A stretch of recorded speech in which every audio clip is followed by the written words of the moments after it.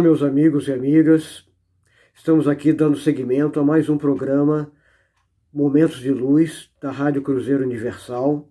Para quem ainda não me conhece, sou Cláudio José Miranda e estou aqui para compartilhar insights, revelações que tenho recebido nesses meus 36 anos de doutrina do Santo Daime. No meu último programa, eu falei sobre o significado e simbolismo do Daime e o seu lugar entre as diversas plantas de poder. Vou aprofundar mais um pouco esse conhecimento, essa questão.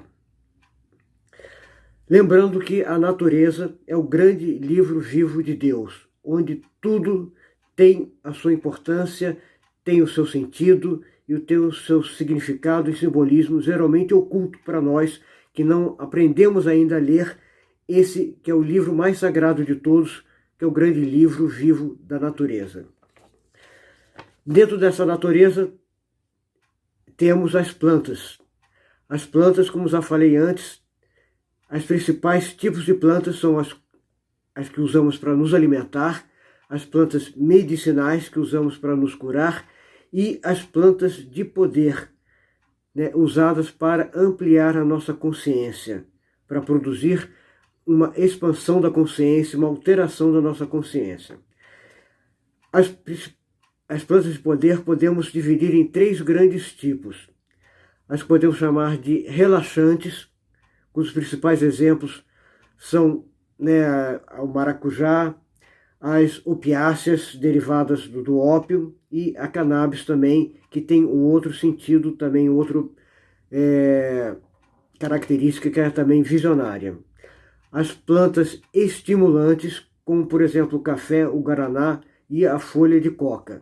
Não confundir com cocaína, que é uma droga que tem uma egrégora espiritual extremamente negativa. Tá? E, finalmente, as plantas visionárias ou psicoativas, cujos principais exemplos são o peiote, a iboga, o São Pedro, os cogumelos mágicos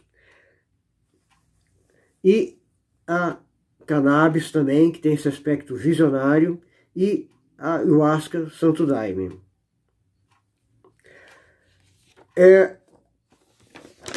Para introduzir o papel da ayahuasca dentro desse contexto maior, eu vou lembrar algo que eu já coloquei antes, que são as 3 etapas ou eras espirituais da humanidade.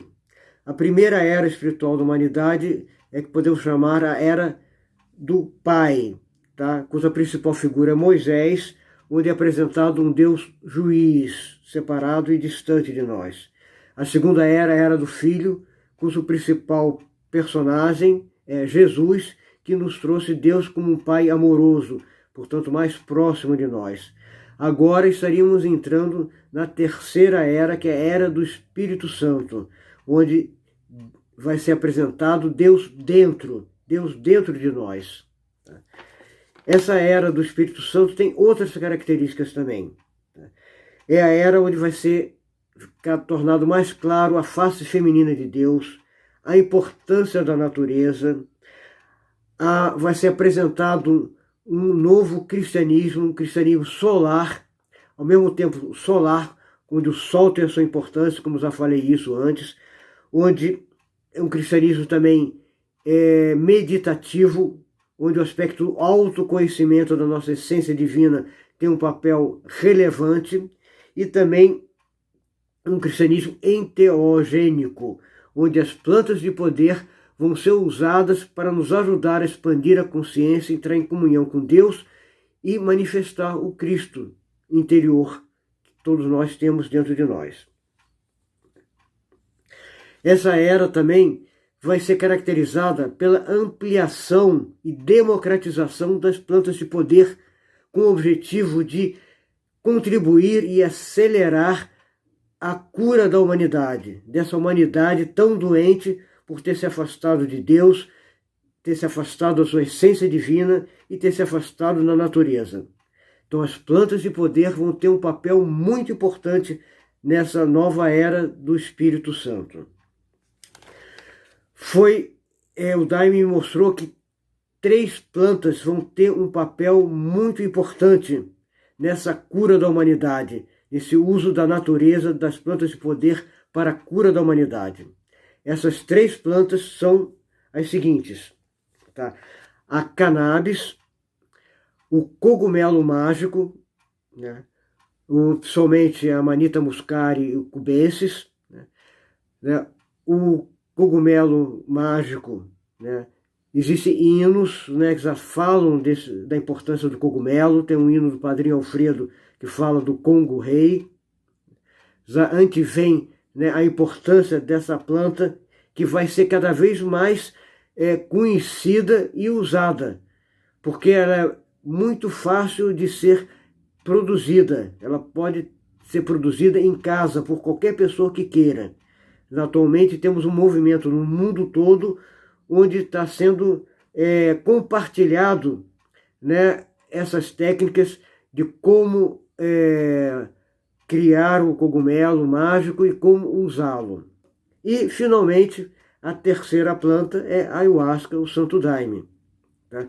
Podemos dizer que essas 3 plantas elas compõem uma escola sagrada, uma escola da natureza, onde no nível primário fundamental é usado pela cannabis, né? Um nível secundário, né? Um nível no sentido de ensino secundário, né? Faz parte os cogumelos, e o nível superior, uma espécie de mestrado e doutorado do uso das plantas, é dado pela ayahuasca, o Santo Daime. Tá? Porque a ayahuasca, ela, apesar de vai ter uma expansão muito grande pelo mundo, ela já está sendo expandindo cada vez mais, ela vai se expandir cada vez mais, mas o seu uso vai ser sempre restrito, tá? Em lugares especiais, em templos, em rituais apropriados para o seu melhor aproveitamento, né, das suas características de autoconhecimento e comunhão com Deus. Já as outras 2 plantas, né, a cannabis e o cogumelo, elas têm a característica de poderem ser mais utilizadas, mais expandidas, mas sempre com um uso ritual, um uso consciente. Tá?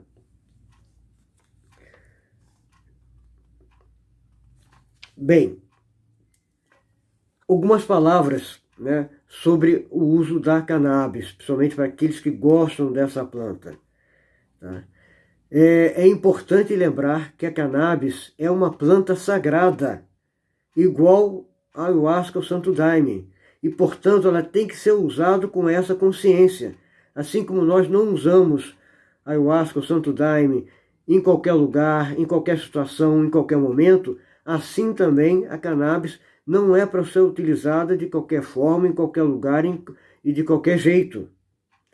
É preciso ter um uso consciente, consagrado dessa planta, tá? Que tem características medicinais e espirituais muito importantes, né? Que, bem usadas e usadas corretamente, vão contribuir com as outras 2 plantas, o cogumelo e a ayahuasca, para a aceleração da cura da humanidade.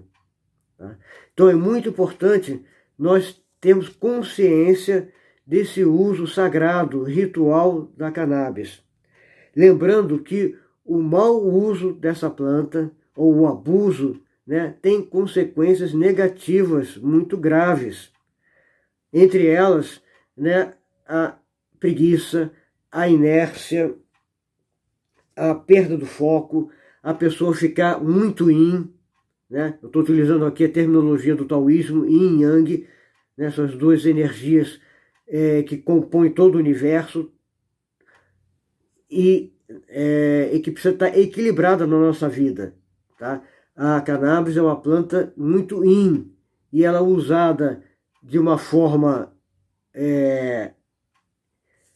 extrapolada, né, pode fazer as pessoas ficarem muito yins, muito passivas, muito receptivas, né, desequilibrando, né, esse equilíbrio que tem que haver entre todos nós, entre energia yin e energia yang.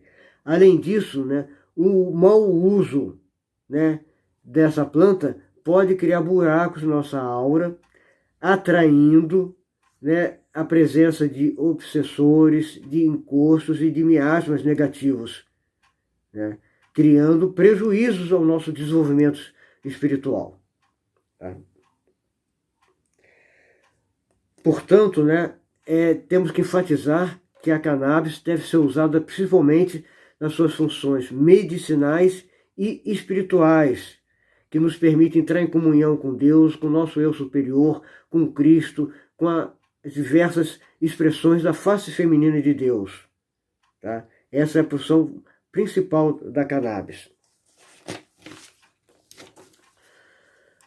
Então, cabe a todos os buscadores, todos os enteogenistas, psiconautas, ayahuasqueiros, daimistas, a terem realmente, né, um uso consciente, com respeito de todas essas plantas e medicinas que estão sendo colocadas à disposição da humanidade nessa nova era do Espírito Santo. Tá? Uma outra coisa que podemos falar, né, sobre a nossa doutrina é que as doutrinas ayahuasqueiras cristãs, como é a nossa, né, elas foram todas recebidas espiritualmente a partir da década de 30, começando pela revelação que o mestre Irineu teve. Mas a partir dessa revelação, outras duas tradições surgiram. Né? Nós temos basicamente 3 grandes tradições cristãs que usam a ayahuasca dentro de uma forma cristã. Né? A primeira, que é a nossa, né? A linha iniciada pelo mestre Irineu, continuada pelo padrinho Sebastião, a linha da união do vegetal e a linha da barquinha. Tá? Essas 2 linhas, todas muito importantes, todas levam ao autoconhecimento, à união com Deus, tá? Mas elas possuem algumas diferenças, tá? Que eu vou aqui falar a grosso modo. Tá? A união do vegetal, né, tem como referência principal a figura do rei Salomão. Então é uma doutrina ainda, apesar de cristã, dá uma importância muito grande à revelação do Velho Testamento, né, daquela visão de um Deus ainda juiz. Tá? Então, por isso, a doutrina da união do vegetal tem esse caráter assim mais solene, tá? Menos festivo do que, por exemplo, as outras tradições têm, como a do mestre Irineu e a da barquinha.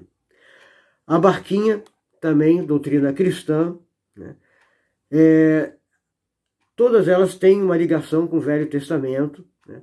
Ela tem uma ligação mais forte com o Novo Testamento, particularmente com a tradição católica e o catolicismo ligado ao São Francisco. Então, isso é muito bom. Né? São Francisco é uma personalidade que todos nós devemos conhecer e reverenciar. Tá? Agora, a nossa doutrina, né, iniciada pelo mestre Irineu, continuada pelo padre Sebastião, além de ter essas referências do Velho Testamento, do Novo Testamento, né, dentro da minha visão, ela é a mais eclética de todas, é a mais completa de todas. Tá? E por isso nós devemos estar muito agradecidos por fazermos parte dessa doutrina. E essas minhas palavras não devem incluir nenhum depreciamento em relação a tradições da barquinha e da união de vegetal. Tá? Eu estou apenas querendo ressaltar a nossa característica, a nossa identidade, né, eclética, que eu poderia acrescentar, né, algo que também poucas pessoas não sabem, né, para valorizar, né, ressaltar a riqueza da nossa doutrina. podemos dizer que, assim como a Umbanda é conhecida por ter 7 linhas, né, podemos dizer que a nossa doutrina também teria 7 linhas, para nós percebermos da riqueza da nossa doutrina. Ela tem uma linha que podemos dizer cristã, que é a base fundamental da nossa doutrina, tá? O cristianismo, a referência a Jesus, a Virgem Maria, a São João Batista, principalmente. A segunda linha seria a linha xamânica, manifestada pela o uso da planta sagrada, da natureza, a ayahuasca, o santo daime, pelo uso do bailado, né, da dança do bailado, pelo uso dos instrumentos como o maracá e o tambor. Tudo isso evidencia esse aspecto xamânico da nossa doutrina. Temos também, né, podemos chamar de linha espírita, umbandista, mediúnica, né, onde nós entramos em contato, né, com a mediunidade que o próprio daime desperta, com a relação com as entidades, né, do mundo invisível, né, almas sofredoras, espíritos desencarnados, espíritos de luz, espíritos que precisam ser doutrinados, usando ou não a incorporação. Tá? Isso vai pelo desenvolvimento mediúnico de cada um. Então essa seria a terceira linha da nossa doutrina. A quarta linha, podemos dizer que é uma linha ligada ao judaísmo e à cabala, que é manifestada pela presença do símbolo da estrela de 6 pontas, tá? O símbolo de Salomão, a estrela de Salomão, que é um símbolo esotérico, cabalístico, muito profundo, que simboliza, tem um simbolismo muito amplo, entre eles a união entre o homem e a mulher, masculino e feminino, entre o espírito e a matéria, entre o céu e a terra. Tá? Então essa estrela de 6 pontas, né, assim como a referência ao rei Salomão, presente nos inários, na nossa egrégora espiritual, também manifesta essa presença da herança judaica, né, na nossa doutrina. Existe a quinta linha, poderíamos chamar da linha esotérica, manifestada pela presença, né, pela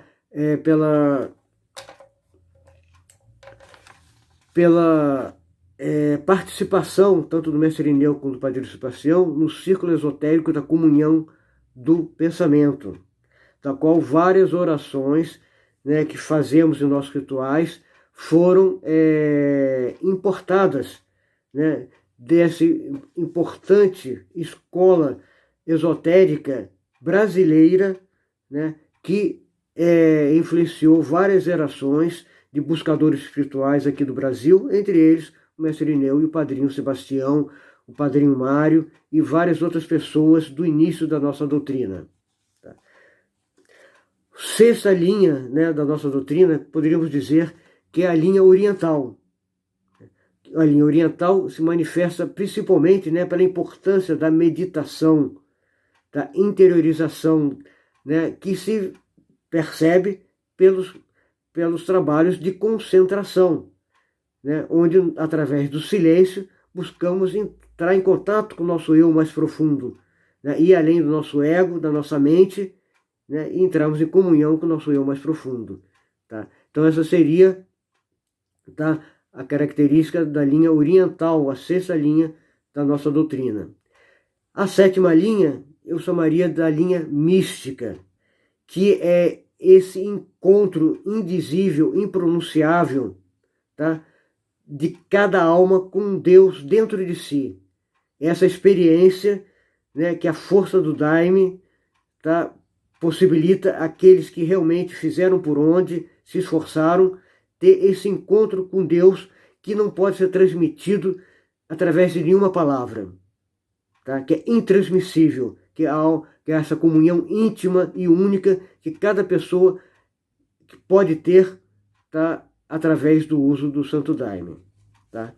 Então, com isso, tá, eu gostaria de colocar, né, essas dimensões, né, da importância da nossa doutrina, da ayahuasca, do Santo Daime, para que todos nós ficarmos cada vez mais conscientes e utilizemos de uma forma cada vez mais produtiva, né? Lembrando, né, a doutrina completa que eu falei em outros vídeos, que é, além do uso do Daime, a ligação permanente e diária com o Sol e a prática permanente da meditação, do estar presente no aqui e agora. Usando o Daime dessa maneira, iremos alcançar o objetivo da existência do Daime, que é o segundo nascimento, a manifestação do Cristo dentro de cada um de nós. Então, que essas observações possam ser úteis a todos vocês que estão me ouvindo, tá? E espero encontrá-los vocês nos próximos encontros. Convido também a todos a conhecerem o meu canal do YouTube, Cláudio Igreja Invisível, a minha página no Facebook, Cláudio José Miranda, tá? E até o nosso próximo encontro, tá? Que eu espero que seja muito breve.